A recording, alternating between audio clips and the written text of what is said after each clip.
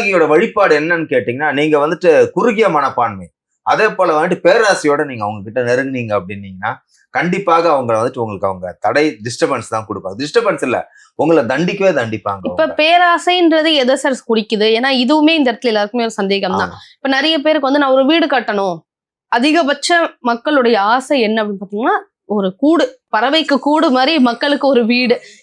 உங்களுக்கு அதெல்லாம் வந்துட்டு அத்தியாவசிய தேவைகள். உங்களுக்கு வீடு வேணும், என் குழந்தைங்களுக்கு வந்துட்டு நல்லா காப்பாத்துமா, என் கணவருக்கு வந்துட்டு ஆரோக்கியமா இருக்கணும், இதெல்லாம் வந்துட்டு நியாயமான வார்த்தை.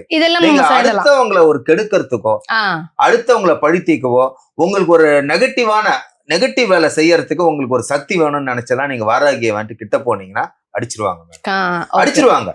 இதுதான் பேராசை. ஆமா, பேராசை அடிக்க. ஏன் அப்படின்னா உங்களுக்கு தவறான வழி செய்யறதுக்கு உங்களுக்கு ஏதோ ஒரு பவர் தேவைப்படும் உங்களுக்கு. சோ அதுக்கோசரம் நீங்க வாராகி அம்மன் கிட்ட போவீங்க. தவறான எண்ணத்துல வாராகி அம்மன் கிட்ட நெருங்கக்கூடாது. தவறான எண்ணத்துல நீங்க நெருங்குனீங்கனாலே கண்டிப்பாக அவங்க வந்துட்டு உங்களுக்கு நெகட்டிவான வேலையை தான் செய்வாங்க. கண்டிப்பா பாசிட்டிவான வேலை செய்ய மாட்டாங்க.